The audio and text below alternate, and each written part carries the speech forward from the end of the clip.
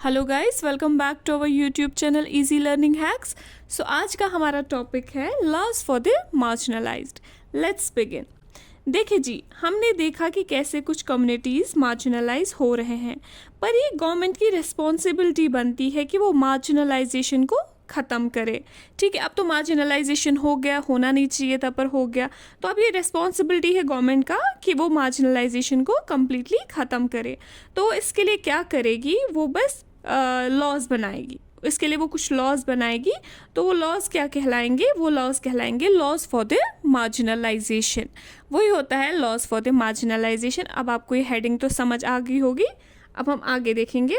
Government makes laws to protect its citizens. Government क्या करती है, लॉज बनाती है ताकि वो अपने जो सिटीजन्स हैं उनको प्रोटेक्ट कर सके। Still for the protection of marginalised there are specific laws and policies.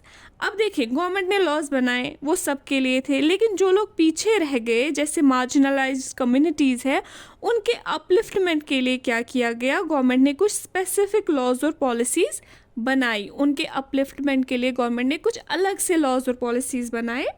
जैसे कि हमने सचर कम्युनिटी में देखा था, सेटिंग अप अ कमिटी और अंडरटेकिंग ए सर्वे। देखिए, इन लॉज के लिए गवर्नमेंट पहले सेटअप करती है कमिटीज़ और सर्वेज किए जाते हैं उसके बाद।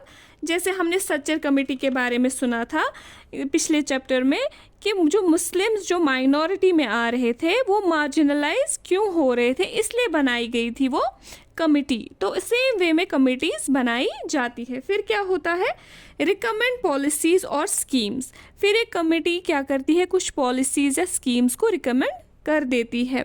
गवर्नमेंट वर्क्स और इट। फिर इन स्कीम्स और पॉलिसीज़ पे गवर्नमेंट काम करना शुरू करती है। ठीक है, why do the laws for the marginalisation are made.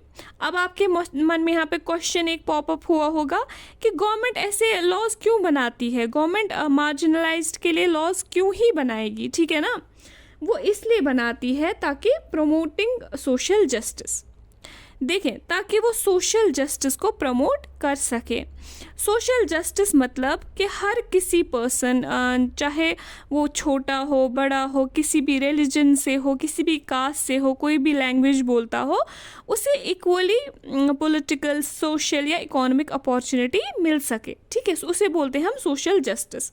अब हम इसे एक्सप्लेन करेंगे कि ये सब होता कैसे है। ठीक है, apart from the implementation of the constitution, specific schemes are launched for Dalits and Adivasi communities। देखें क्या होता है, कॉन्स्टिट्यूशन तो इम्प्लीमेंट हुआ, उसके बगैर और भी कुछ स्पेसिफिक स्कीम्स लॉन्च की गई दलित्स और आदिवासी कम्युनिटीज़ के अपलिफ्टमेंट के लिए। ठीक है, एग्जाम्पल, फ्री और subsidised hostels for students of Dalits and Adivasi communities. इन्हें फ्री या सब्सिडाइज्ड यानी कि कम पैसों में रहने को मिलता है हॉस्टल्स में। ठीक है, और साथ ही साथ क्या होता है, reservation policy, education and government employment. और इन्हें रिजर्वेशन भी दिया जाता है एजुकेशन और गवर्नमेंट एम्प्लॉयमेंट में, ताकि ये कम्युनिटीज़ जो है ये भी ग्रो कर सकें। ठीक है, अब इस पर एक आर्ग्यूमेंट्स होते हैं कि अब इस चीज़ को लेके आर्ग्यूमेंट्स क्या है कि ये चीज़ कितनी सही है और कितनी गलत। कुछ लोग आर्ग्यूमेंट करेंगे कि ये तो गलत है, ये तो होना नहीं चाहिए, तो कुछ लोग बोलेंगे कि नहीं हमारे फेवर में है, तो ये सब सही है। ठीक है ना, अब हम देखेंगे how does the reservation policy work. ये रिजर्वेशन पॉलिसी जो है ये काम कैसे करता है, कि जिसको ये रिजर्वेशन पॉलिसी किस किस कैटेगरी को मिलता है और साथ ही साथ इनसे वो क्या क्या बेनिफिट्स हासिल कर सकते हैं। ठीक है, government across India have their own list of schedule caste और Dalits, schedule tribes and backward and most backward cast.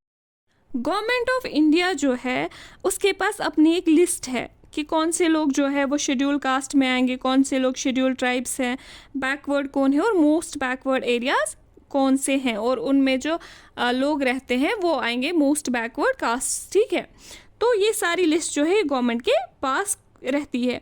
Students applying to educational institutions and those applying for posts in government are expected to furnish proof of their caste और tribe status. कोई भी student जो educational institution के लिए या कोई भी person जो गवर्नमेंट जॉब के लिए अप्लाई करता है, उन्हें प्रूफ देना पड़ेगा। ठीक है, अभी तो कैटेगरीज तो हो गई कि हाँ ये सारी कैटेगरीज है, लेकिन अब इनको रिकॉग्नाइज तो किया गया कि हाँ ये सारी कैटेगरीज है, लेकिन अब इन्हें प्रूफ देना पड़ेगा कि हम ये इस कैटेगरी से बिलोंग करते हैं। ठीक है, If a particular Dalit caste or a certain tribe is on the government list, then a candidate from that caste or tribe can avail the benefits of the reservation. देखें अभी जो क्या है कि अब अगर कोई पर्सन उस स्पेसिफिक कास्ट को बिलोंग करता है जो लिस्ट गवर्नमेंट ने बनाई है, ठीक, जो उस लिस्ट में जो अगर वो बिलोंग करता है, ठीक है, उसमें से किसी भी कास्ट में वो बिलोंग करता है, तो वो क्या कर सकता है, वो इन रिजर्वेशंस के बेनिफिट्स ले सकता है. क्या होता है, पहले तो गवर्नमेंट ने इनको रिकॉग्नाइजेशन दिया कि लिस्ट बना के, उसके बाद क्या है कि उन्हें प्रूफ देना है, उसके बाद वो इसके बेनिफिट्स उठा सकते हैं. ठीक. For admission to colleges governments define a set of cut off marks. देखें कॉलेजेस में एडमिशन के लिए गवर्नमेंट एक कट ऑफ मार्क्स लिस्ट बनाती है इन कम्युनिटीज़ के लिए. मान लीजिए 20 सीट्स जो है वो रिजर्व्ड है शेड्यूल कास्ट्स के लिए, तो इन शेड्यूल कास्ट में से जो सबसे ज़्यादा नंबर लाएगा इस कोटा में से, माने जो मिनिमम नंबर दिया जाता है कि मान लीजिए आपके पास मार्क्स जो भी 20 के अबोव आएगा वो सिलेक्ट हो जाएगा. तो अगर उन्होंने वो 20 नंबर से ज़्यादा लाया तो उनको क्या किया जाएगा, उन्हें सिलेक्शन दिया जाएगा, उन्हें सीट दिया जाएगा. ठीक है. Those who have done reasonably well and secure marks above the cut-off point are entitled to the benefits of reservation.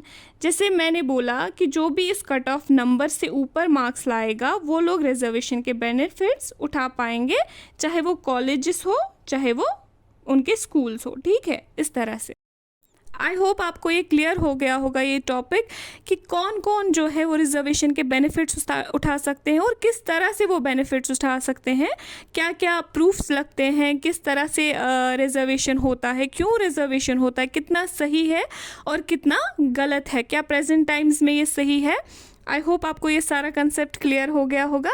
मिलते हैं नेक्स्ट वीडियो में.